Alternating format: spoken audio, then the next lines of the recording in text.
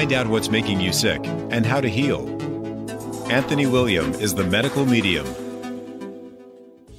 Hello, I'm Antъni Uwilliam. You're listening to the Medical Medium radio show where each week I talk about the most advanced healing information and secrets about health, much of which is not found anywhere else and is decades ahead of what's out there now. As I've always said, who has 10, 20, 30 years to wait for answers? But today's show is a little different.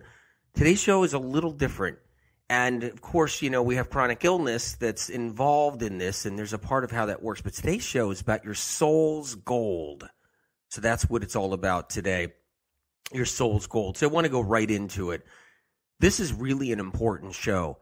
And if I say fasten your seatbelt, it's because on an emotional level of just getting in touch with what's really happening, it is a seatbelt fastener. So I kind of would do that. I would relax and get some herbal tea or something and chill out a little bit and just find a comfortable space somewhere in the house or at the office or wherever you are in a car. But just know that this show is about all of us who have gone through anything challenging, any kind of struggle, any kind of difficulty, any kind of adversity in life, any kind of challenge and confrontation just in general with anything around us. It struggles and hardships, losses, all of this. This show really is about all of that and about who we become when we're pushed to this degree of whatever it may be, and especially in chronic illness. Look, when we're sick and we don't feel good and we don't feel well, and that could range from anything, from getting an answer from a doctor after going to 10 doctors, whether the answer's right or wrong, or we have a label or don't have a label, or we have mystery symptoms that aren't getting diagnosed and they don't make sense to anyone, and they get in the way in our life and makes us feel like we're diminishing in our life, we're aging before our time, even if it's a simple thyroid problem, even if it's a condition like crippling anxiety, and we feel like something's going on and we're aging and we're not getting answers, or we're not being able to perform our best. We're not able to do our best. And we feel like everybody else around us, maybe they're able to do what they need to do. You know, I always say, like, the reindeer can all play, and there's you can't play in the reindeer games when you're challenged with some kind of chronic illness or some kind of struggle in that way. So, and there's millions of people, yes, they have these struggles and they have these physical struggles and these different symptoms, like maybe a severe depression or a mild depression, maybe a fatigue that's unexplainable, that we don't get answers for it. And of course, we talk about all the answers for those things in these shows, on the Medical Medium radio shows. But what happens is, though, we tend to feel more insecure when we get an illness or a symptom or a condition. We feel more insecure. We lose confidence. And it's really it's a challenging thing all on its own to lose confidence that you once had, or confidence that you grew up with building and getting instilled inside of you. And then all of a sudden, something that doesn't make sense at all. And I've seen this happen to younger people. They're living life. They're going through school. They're going through middle school, high school. Something happens where they're starting to get sick. Nobody has any answers. Or maybe they just get funneled into the Lyme disease trap, where now it's just all Lyme disease, even though that's really not what's going on. And so, it's this whole thing that occurs. And then it's like, hey, wait a minute. What about my future? And a lot of young people, they get scared. And their confidence just starts to wane and waxes and wanes and just starts to diminish. And then insecurities can build up. And then PTSD, post-traumatic stress disorder, post-traumatic stress syndrome. It starts to then compile. And then anything from obsessive compulsive disorder can develop, like OCD, Because when you get sick and the ground you're standing on doesn't feel so sturdy and strong, we tend to lose balance. And you can even have a symptom of balance loss, where you got the vertigo and everything else. But even with any symptom, any condition, your footing just isn't feeling like it's as strong as it is. The confidence isn't there. A lot of young people suffer from migraines. And then there's older people. They're still young, of course. And then there's people that just when you get in the groove, you're getting your career right. Everything's falling. Pieces are falling in to place in your life. And you're feeling better than ever and more confident than ever. And all of a sudden, you're in your late 30s, and all of a sudden something happens, and we're getting an illness out of nowhere. And we're going to doctor, and it's just hitting us in all these different ways, all at the wrong times. Whether we're about to have a child, or whether we already have 2 children, or 3 children, or 1 child, and we're trying to make ends meet, and we're trying to be, we're trying to handle everything and be responsible about everything, and now we're dealing with a condition or a chronic illness. And you feel like you can't I've seen this with so many people. I've seen this with people in their late 20s and their late 30s. They can't even take care of their children the way they would want to. They struggle to do so, take care of their families. They have problems with their spouses, their partners, because when someone's sick, it's not easily understood, especially if you've been the rock all those years and all of a sudden you're sick. I mean, there's so many different experiences or different, situations. There's so many examples of what I know you guys go through, and so many others do, and I know it. And you're not alone. You're not alone. I do know that. You're not alone. Because there's lots and lots of people going through this. And here's the thing. So at different ages it can hit. And when it hits younger, when you're just starting life, it feels like you're getting going. Maybe you're coming out of college, and then all of a sudden you don't feel good. You got all these different symptoms. You have crippling anxiety. You got fatigue. It's really difficult. It can hit you at your core, right in the heart. Hit you at the core, right in the soul. And same thing if you're in your 40s. It could be early 40s, mid 40s, late 40s. Where you've worked so hard in your life trying to build what you've been building. And then all of a sudden, now you're spending all this time just about your sickness or just about your illness or just about your symptoms. And that happens at all ages. Young people too. They're spending all this time thinking about their symptoms and thinking about their conditions and what they're eating. And it could be maddening. And so these are struggles. These are struggles, and these are serious struggles, and they challenge us, and they touch our soul, and they shape our soul. And it could happen at any age. It could be in your 50s, and in your 50s, you're a grandmother, or you're a grandfather now, and you're looking forward. You've worked your whole life. You're working forward to spending time with your grandchildren. You're in your 60s. You're looking forward to spend time with the grandchildren and do different things. Maybe start going places and doing stuff that you never thought you would, that you waited your whole life to do, and you start getting sick. And that happens too. It hits at any age. It really does. But I notice when it hits at the younger ages, something happens to the soul to truly shape.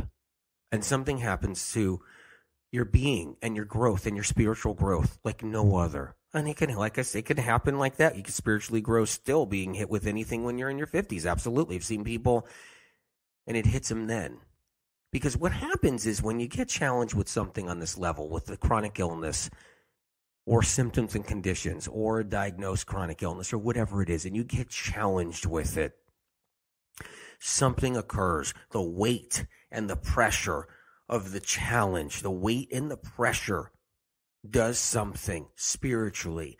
It causes spiritual growth like no other spiritual growth can create. And this even happens with losses. So it's not even just chronic illness. And a lot of people with chronic illness, you guys, and I'm sure you know, a lot of people with chronic illness still have to deal with losses and struggles on that level. And breakups with relationships. I've seen that happen all on its own. With soulmates. With, I've seen young married couples break up because someone got ill so early on, where it just didn't suit the needs of one of the members in the group there. It's usually for the most part, women get the symptoms and they get sick. Men do too. Young men do too. But mostly more women do. And then usually the guys are like, whoa, I'm only 24. I thought we're engaged to be married. This is definitely getting weird. What do you mean Hashimoto's thyroiditis? What do you mean Lyme disease? What do you mean possible rheumatoid arthritis? What do you mean lupus? That's scary. What about my children? That happens with a lot of young people, and they all get scared, and many relationships, they do stay together through that process, and they work through, and a lot of them disband because of the confusion and the fear and the just all part of it. And then you have losses on top of an illness. So maybe some of you have experienced that. There's so many different levels that happen. You can have the losses, you can have that part in the struggles, and you can have the hardships, and you can still have the sickness and still have the illness, and that can be the hardships all on their own as an illness and a symptom and a condition and a chronic illness of any kind. That alone can be a struggle and a hardship all on its own. And when we're living like this, our lives have to change and alter in order to sustain ourselves. We have to fight like nobody ever fought before. We have to wake up every day.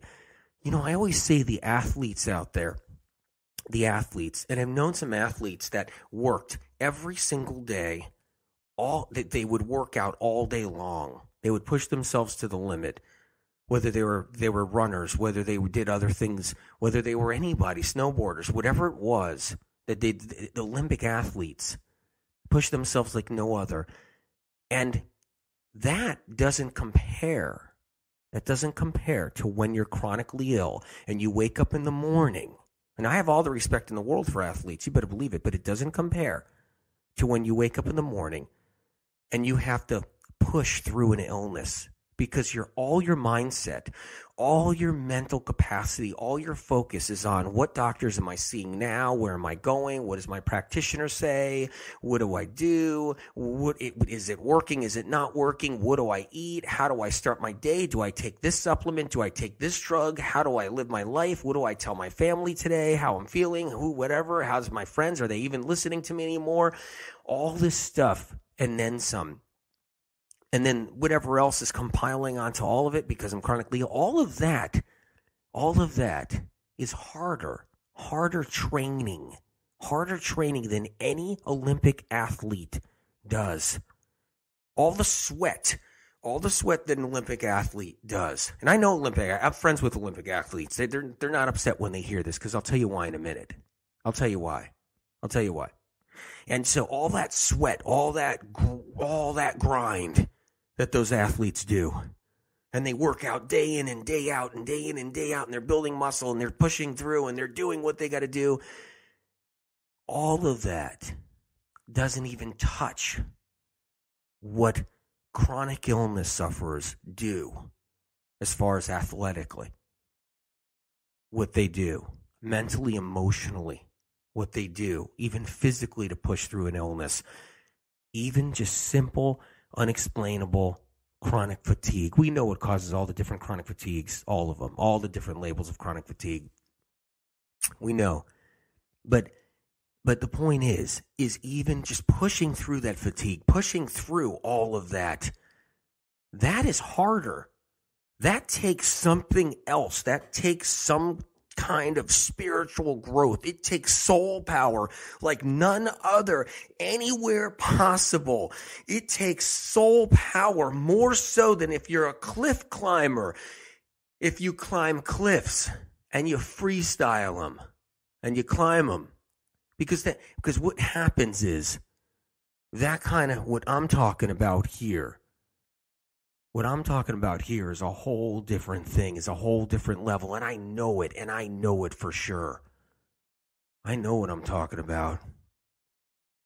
Olympic athletes, when they work and they work hard and they work hard and they work hard, what happens is, I've known Olympic athletes that got chronically ill out of nowhere. And I'm not just talking about a food poisoning epidemic. I mean, a episode, not an epidemic, a food poisoning episode, or just a really bad flu and pneumonia or something like that. I'm not talking about that. I'm talking about a chronic illness where they got weak in the limbs, where they were getting MRIs nonstop and CAT scans nonstop, and doctors didn't even know what was going on, and they saw neurologists and there were no answers. And all of a sudden now, it wasn't about them working out anymore. It was about them trying to find answers to an illness, or they were getting crippling anxiety on top of weak limbs and an illness coming on. I've known Olympic athletes that have gone through this and they've had no answers, and I've had to help them and recover them. And they even said, I've known a few of them that have gone through illnesses. They said, they were traveling overseas. It just happened out of nowhere. They just thought they were exhausted and tired. It never went away. The doctors had no answers. And they lost their Olympic career. They lost their chances there in that moment at that time. Or they lost that one chance for a gold medal, but they fought their way back. But we had to get their chronic illness better, just like we're getting everybody else's chronic illness, just like we're working on it, just like the information in the books, it's out there, just like the shows. We're going to get you guys better overall over time. We're going to do it one day at a time. But what happens is, what I heard from them was the chronic illness was something, it was a whole different spiritual build. It was a building of spiritual power they've never had before in soul. It was a challenge on the soul like no other that they've ever had to endure. They suddenly had respect for people who couldn't work out at all. Respect for people that couldn't work out at all, that couldn't get off their bed, couldn't get off their couch because of an illness, because of swelling in their body, because of inflammation, because of chronic fatigue, because of all kinds of different neurological symptoms, because of everything, because of anything. They couldn't get off the couch, they couldn't function, and they all of a sudden had respect. It wasn't about, get your butt off the couch and start working out. You can do it. What do you mean you're sick? Your doctor gave you a medication. You should be fine. You went to the doctor. They gave you some diagnosis. They gave you medication. You should be back up and exercising. You should be doing your weights and weightlifting. They didn't have that attitude anymore. It was gone. That attitude was just gone. One athlete said to me, he was ashamed because he knew somebody with chronic illness. And he thought, just go to the damn doctor. And that's what a lot of normal, healthy people, or it doesn't mean they're totally healthy inside, no, because everybody could have a ticking time bomb in them at any time if they're not taking care of themselves. Sure, you can get sick, but when you're taking care of yourself, you can beat sickness and override it and move forward and never get sick again. But the point is, the bottom line is, when you know what's wrong and you know what to do, yes, you can. When you know what to do for it, you know what's wrong, you can heal. But this athlete felt terrible, was ashamed because knew a chronic person with chronic illness and was like, get off that couch. Get in the gym now. Start pushing those weights. What are you doing? What do you mean you don't feel good? Go to the doctor. The doctor knows. The doctor has all the information. You go to the doctor. And the athlete also said to me, he remembers when he hurt his Achilles heel for a little bit. It healed up. It was just a small injury. He was off the foot for a while, and he just kept on doing weights and other kinds of exercises. He said to the person, I've had something wrong with me. I had an Achilles heel problem. I persevered through it. I pumped weights. I did what I did. It healed. The doctor healed it. He casted it up. Everything was back. I had a little PT and physical therapy, and I was perfectly fine. And he told this chronic illness. So what's your excuse? Go to the doctor. This chronic illness person says, I got this fatigue, and once I start doing anything, every single thing hurts in my body to such a degree that I can't even do anything anymore, and it makes me worse. And then 3 days, I'm 3, 4, 5 days in bed because of it. And he said that he just thought it was all an excuse. He felt terrible when he got sick. Terrible. He felt terrible about being sick. He had to learn what building that soul and spiritual power really was. He told me he knew about people who fell fine and didn't have any real illnesses or symptoms and conditions, and they would go and travel up some mountains. They would climb a mountain. It'd be a spiritual experience, and they would sit on the mountaintop and look out at the heavens, look out at the sky, and they would just, literally, they would be like putting their hands together. They'd be praying. They would be looking for spiritual growth. He said he knew people like that have done that. And he said that spiritual growth wasn't anything compared to what he had to suffer and go through when he had chronic illness and he had to fight to get better. It was nothing like he's ever experienced before. He said it was a lot harder than just going to the gym and sweating and building muscle and staying diligent and staying competitive and complying and staying competitive. He said there was nothing. That was a joke. It was a joke compared to when he got sick. And he couldn't even turn his head. He'd get a spasm and didn't even know why. And the doctors were throwing their hands up in the air saying, oh, maybe you got Lyme. Let's send the labs out. Maybe you got this. Maybe you got multiple sclerosis. Maybe you got something else.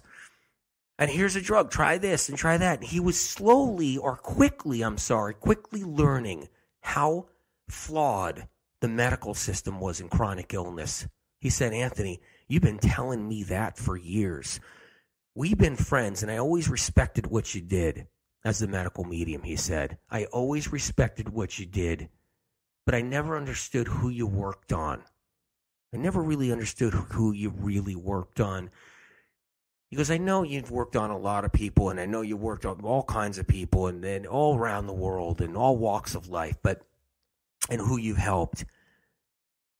But what happened was, he realized how flawed the system was. He realized how flawed science and research was. He realized how hard you have to fight, and the mountain you have to climb surpasses the mountains that people have climbed and sat on doing their prayers and meditations, which is a beautiful thing. Nothing wrong with that. If you guys have an opportunity to do that, that's exciting. But that spiritual growth, he said, didn't even touch the spiritual growth. He had to face himself. He had to face every fear. He had to face his confidence that he built up his whole life. He had to face everything, insecurities that he didn't even know existed, filtered in and came in, and they taunted him like demons. And they literally ripped him to shreds as he realized not only was the system flawed, not only it was like sand falling through his hands as he was chronically sick and exploring every avenue possible and then coming to me and begging for me for help. And I gave him that help. And he recovered. And he said, I swear to God, I will never, ever, ever, ever, ever look at another person who's chronically sick or has a simple symptom or has one symptom in the way I looked at them before. I will never, ever, ever. I have the most compassion, the deepest respect, he said, to anyone who has ever struggled because I've had to live through it myself. And I said, it's too bad, though. It's too bad, I said.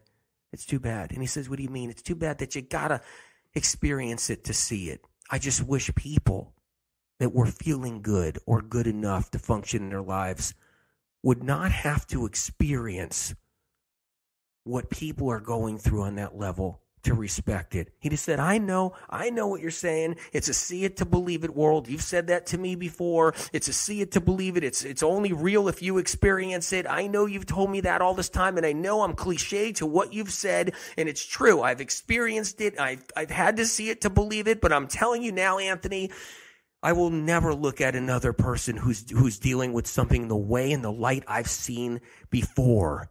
Because when I'm in the gym now and I'm trying to prepare for the next round of Olympics, for that next Olympic day and that next Olympic gold and silver and bronze, and I'm trying to prepare to get that, I still know it's chump change compared to what other people are going through. You taught me that. I lived it. I learned it myself.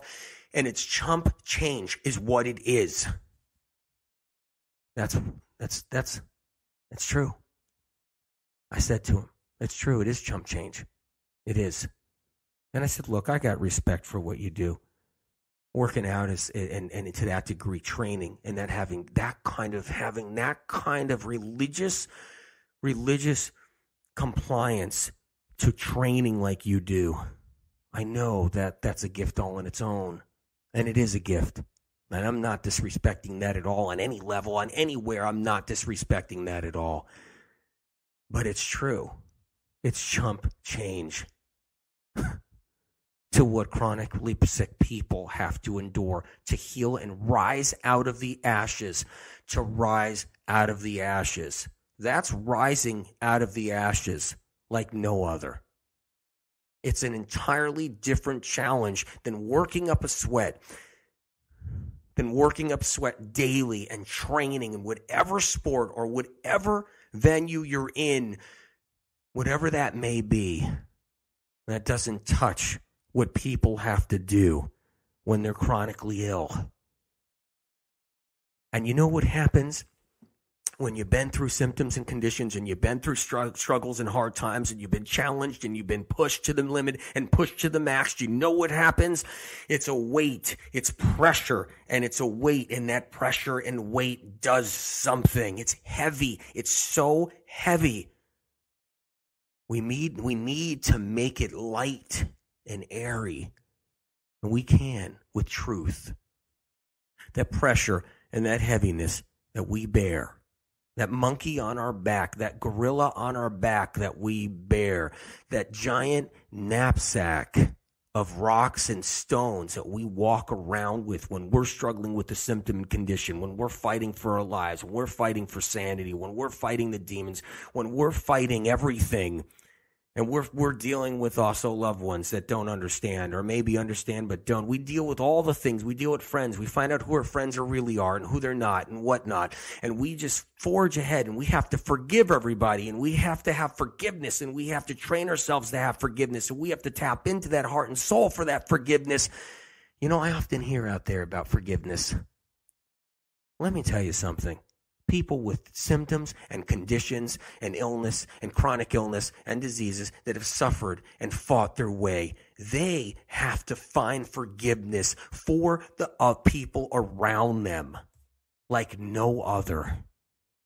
I've talked to people, and I talked to all kinds of people over the years, people that are feeling okay or feeling fine or whatever and living their lives. And they're like, oh, forgiveness. Yeah, I got to tap into forgiveness. I talked to my counselor. My counselor said it's all about forgiving it. Let me tell you something. I'm going to tell you something right now. When you're dealing with chronic illness, and you guys know, and you're pushing through, it's almost like that forgiveness that you have to have for the people around you is a whole nother ballpark. It's a whole nother challenge. It's a whole nother game. It pushes you to a level in a whole nother way like no other in anything before, because you have to forgive everyone around you. You just have to. Maybe you're not going to forget that cliche, I can forgive, I'm never going to forget. Maybe you can't forget, but you got to forgive for sure, for real. And you know you have, and you know you've done. You guys know how it works. And then you got to forgive yourself. But you got to forgive yourself with a level of compassion. You have to forgive yourself with a level of compassion. The same level of compassion. You just have to say they know not what they do, the people around you.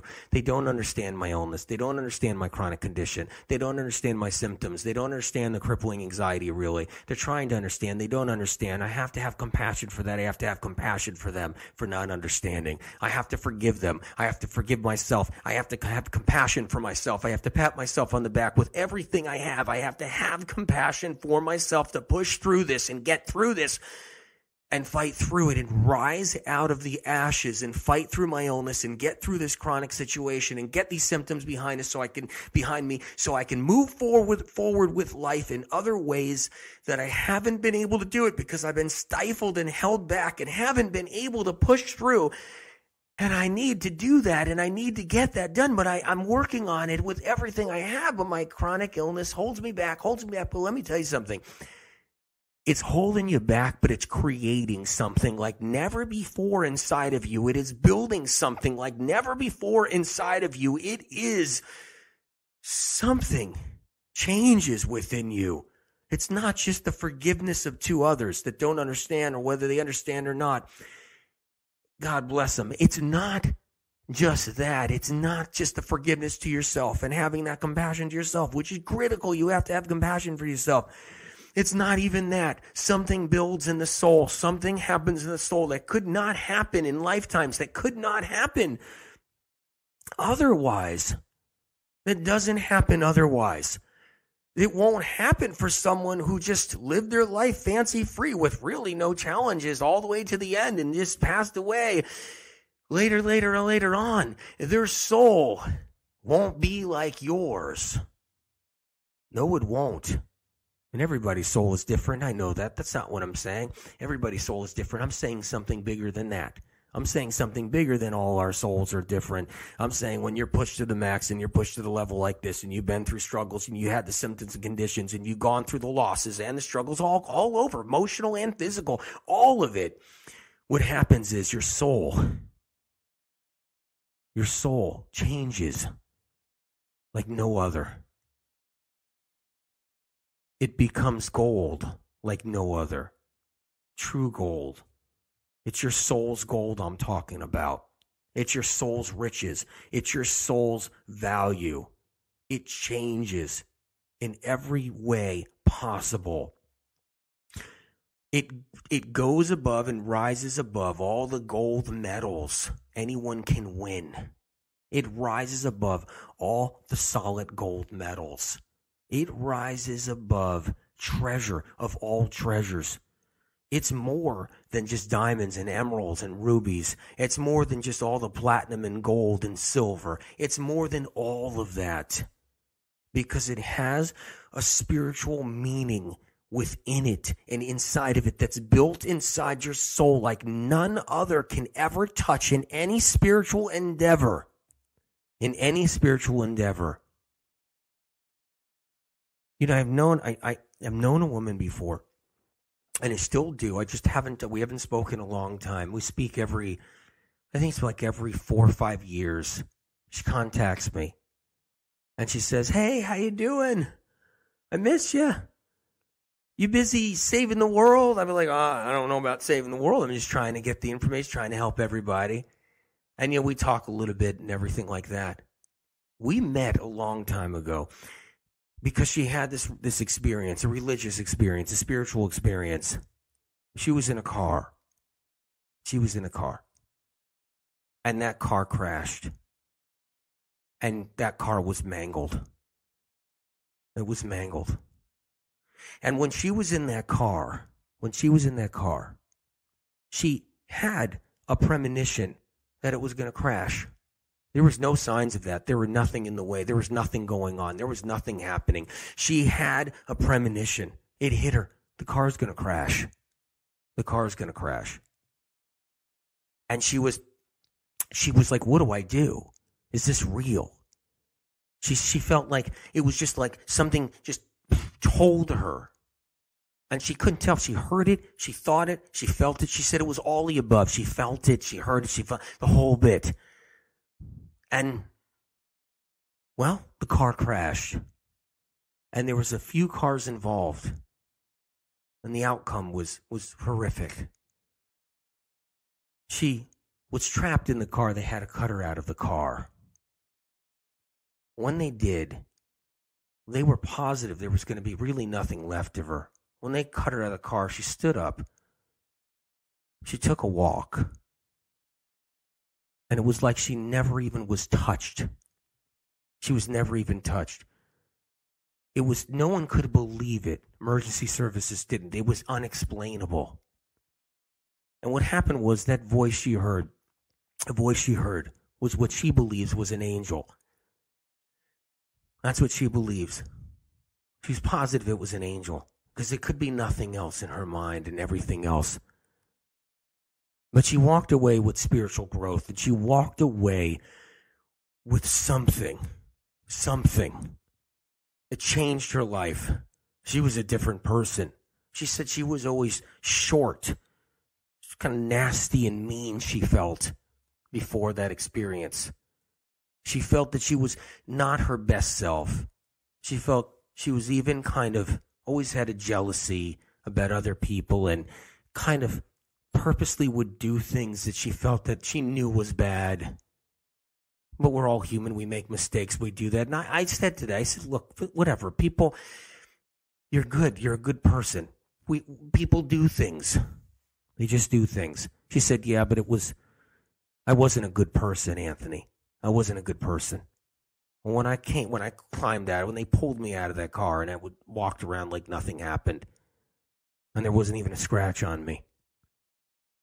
And one of the responders said, "There's no question. She has both broken legs in there, the way they were twisted in there, and the metal was compiled." They said just the legs could even be bent that way. They said it's not even possible. So they were expecting. There was nothing wrong with her. She got out. She was like a rubber band in there, and protected, as if her body turned into jelly, and then just reformed and shapeshifted out of it.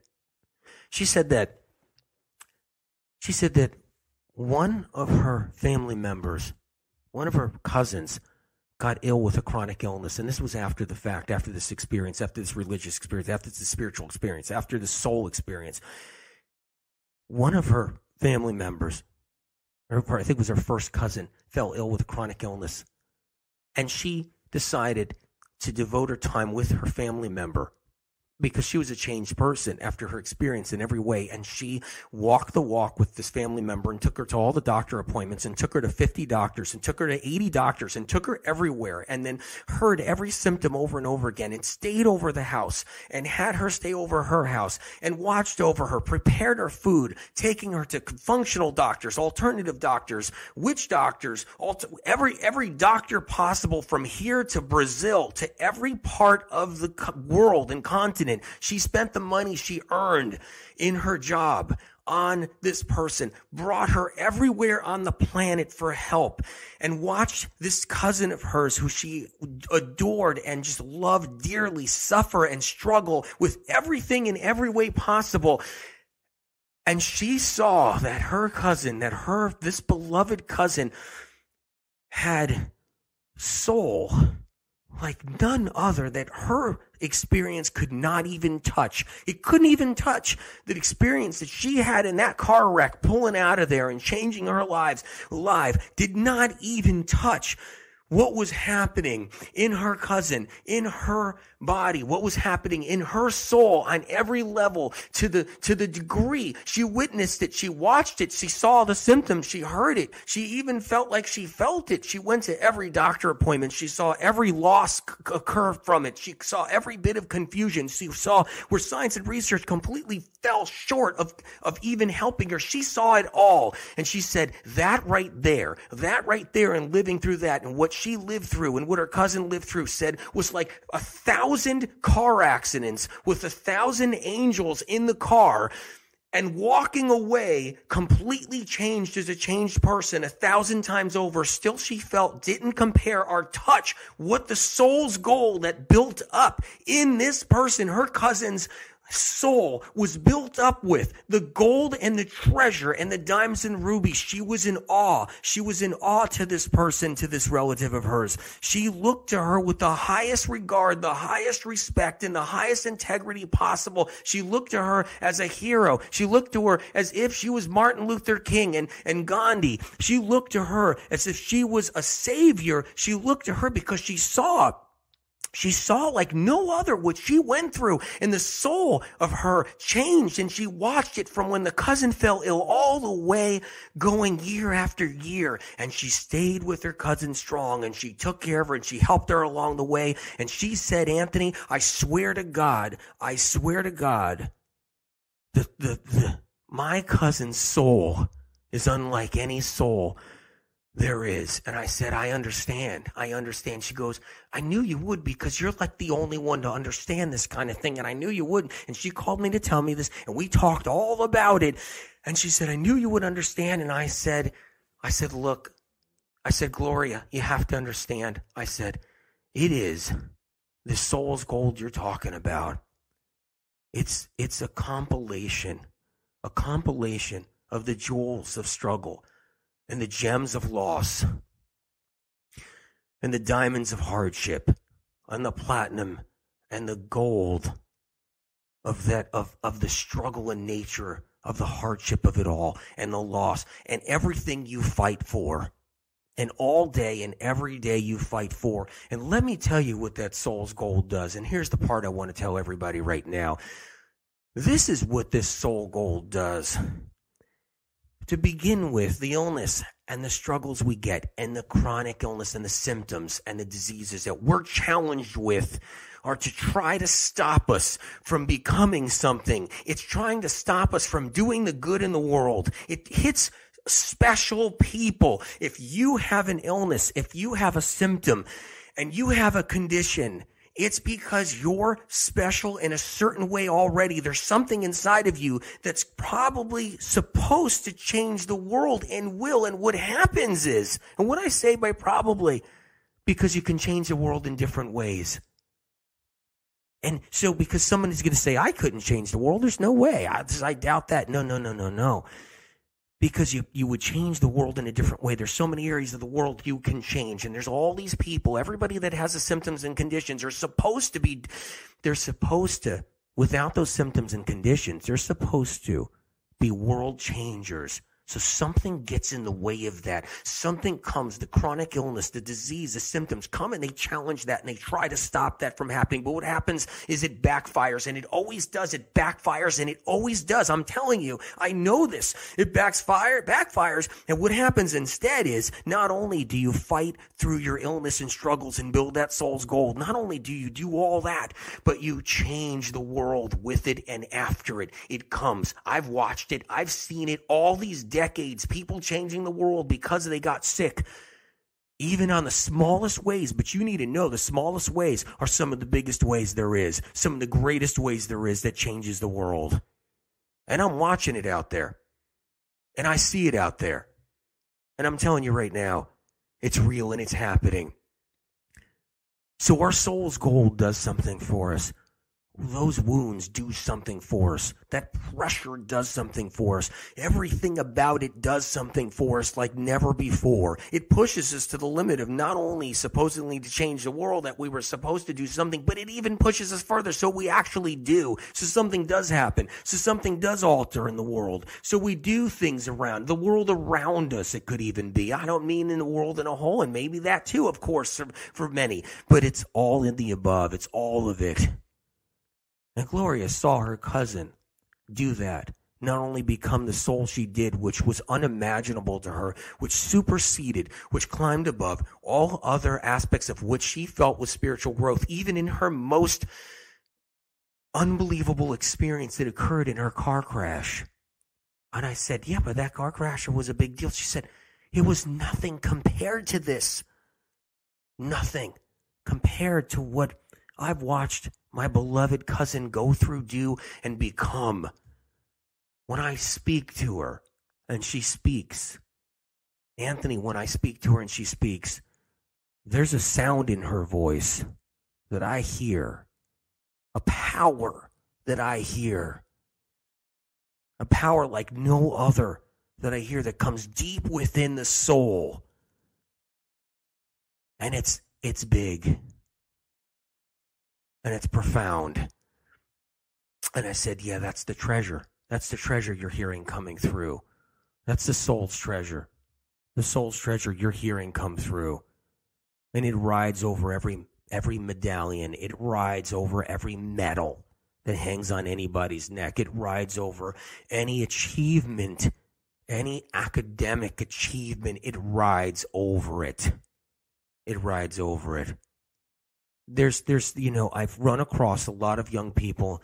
I told you that close to 17, roughly give or take, 17 out of 100 college students come home, not because they want to. They come home not because they hate school. They come home not because they've lost interest. They come home because they're sick with fatigue. They're debilitatingly in pain. They get all these random diagnoses. No one knows anything. They come home, they're bedridden, and they have to start from scratch, and they don't finish their college degree. They don't go back to the university. 17 out of 100 every year, and across the board. You just times that by the 1,000, so it's 170 out of 1,000. Then times that by 10,000, times that by 100,000. And what happens is, what I've heard from so many of them that I've had to help and recover and get their lives back so they can go back to school someday, so they can go and live their lives. What they would say is, my friend just got my friends just graduated. They just graduated. Some of my friends graduated with honors. Some of my friends graduated. They graduated, and they got their degrees, and they got all of that, and they were able to attend graduation. And they said, and they felt terrible. They felt like they were a loss of life. They felt like they were losers. They felt like whatever. And I said, no. What you have that's building right here is more valuable than a degree to hang on the wall. It's more valuable than, and look, I'm not trying to undermine those degrees and achievements. They're wonderful. And we need those in life and all those things. This is not what I'm doing. I'm just saying for the ones that need to hear this, because it's the truth, is that what they're achieving, climbing out of their illness, is much greater. You can't hang that on the wall on a plaque. In fact, it wouldn't do it justice. You couldn't hang it on a wall. You couldn't put solid gold and diamonds in a plaque, and it wouldn't even touch what's inside of the students that have seen that have had to become students of their soul, students of their heart and soul, and of their chronic illness, and experts of their chronic illness, to rise above it, rise out of the ashes, and heal and move forward and get better. And then, yeah, sure, go back to school again.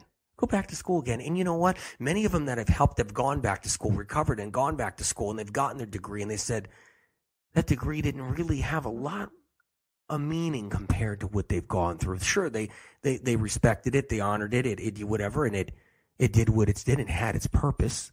It had its purpose, absolutely. But they would tell me, more than one, say, but what I've learned, my whole life's changed, and where I'm going with this, my whole life's changed. My soul's changed. I'm changed as a person on every level.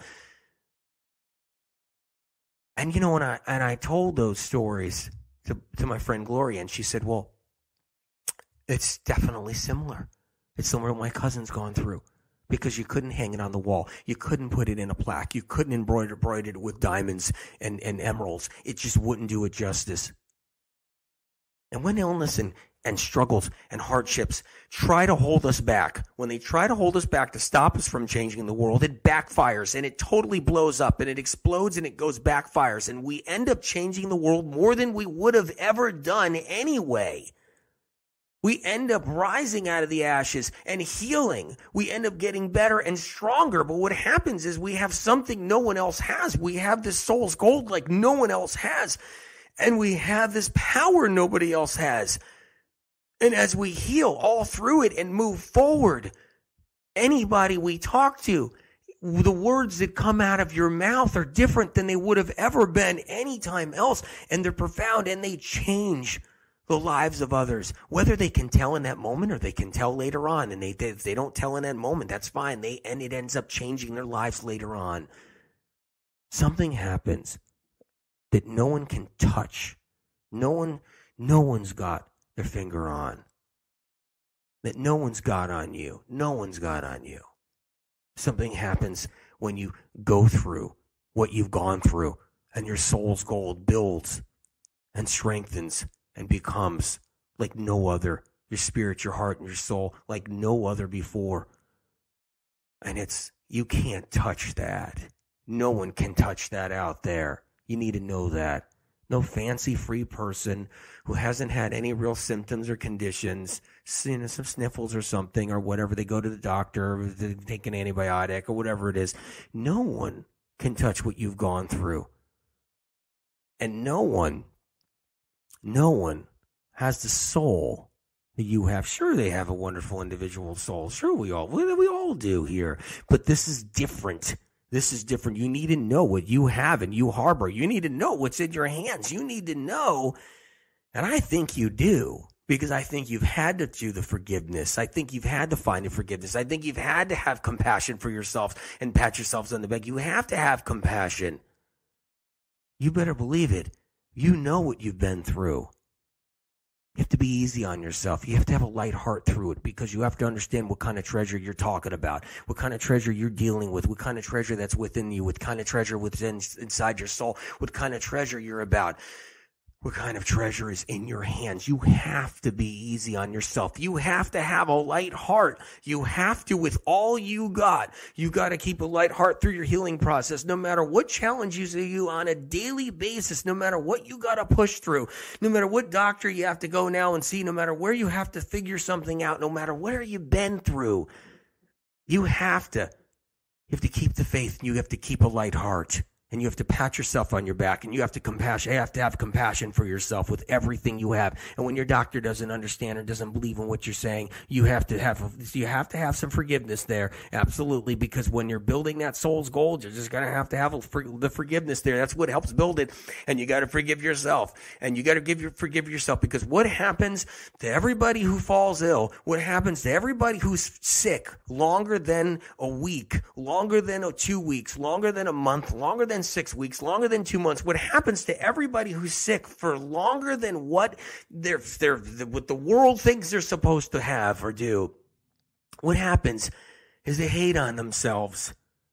They hate on themselves. They think back of all their mistakes, and they think back of everything they did wrong, and they blame themselves, and they convince themselves they created their illness. And they look back at everything they did, and they look back at their shortcomings and their weaknesses, and they look back at the things they've said to people, and they look back, whatever you do not go back there and look at all that. Because you're a good person. You're a good person. And you're rising above it all, and then some. Because what people don't do when they're not challenged like this is they don't care even to look back at all that stuff. They don't even really want to look back at all that stuff. They just keep on going ahead. Whatever bad habit they've ever had, whatever systematic behavior they've had, they just keep on forging ahead, and and even polluting people, and even causing trouble, and daggers coming out of their mouth at other people, or whatever it is that's going on out there. What happens when you're sick and you're chronically ill? You end up looking back and you start judging yourself, and you start putting yourself on the hot seat. You can't do that. You can't do that. You have to understand who you are. You have to have compassion for yourself. You have to forgive yourself. That's for sure. You have to have all of that. But you have to have more than just that. You need to know who you are, and that soul's gold, and what's really happening, and what's being forged in your soul, and who you are, and how you're rising above this. And you need to be easy on yourself and have that light heart with everything you got, and move forward. Your soul's gold is like nothing else, and nobody else's. Everybody's soul's gold is a little different. It's a little different in different ways. That's a little different and a little bit more powerful in other ways, and another person's soul's gold is a little bit more powerful in other ways, and well, that's what's happening there. But your soul's gold is unique to what you've been through and what you've gone through in life and you struggled through. And the value of that can't be matched by any gold in Fort Knox. It can't be matched by any treasure there is. It could never be matched by anything. So you need to know what you harbor and you have, and don't let the demons do the talking. So many with chronic illness suffer from just the OCD involved, from the struggle itself. Don't let that get to you. You keep a light heart through all of it, no matter what you're hearing when you're sick, no matter what you're hearing when you're depressed, no matter what you're hearing when you have anxiety, no matter what you're hearing, both inside your head and outside around from any people or anything like that. Don't let it get to you. Don't let it get to your core, whatever you do. And if it does get to you, then you know what? It's another gold coin. It's another gold coin more valuable than any gold coin there is. It's another religious gold coin. It's another spiritual gold coin. It's another profound gold coin that builds up in the treasure box. But don't let anything get to you. Your treasure is so profoundly vast as it is. You forge ahead, you keep a light heart, you heal, and you respect your soul's gold, and you honor your soul's gold. You know that everything in the past that you've been through and everything you've gone through tomorrow and during the day and through all your struggles in life, all the way from the beginning, and everything you blamed yourself on, thinking you created it all, or anything you've known, just know that your treasure outweighs all of it. It is part of it. It's so vast and powerful. It can't be touched or matched by anybody. No matter what. Bless you. I love you guys. And just know that I truly care. We're going to do this together. We're all going to rise out of the ashes together. I love you. And God bless you. I'll see you next show. Take care.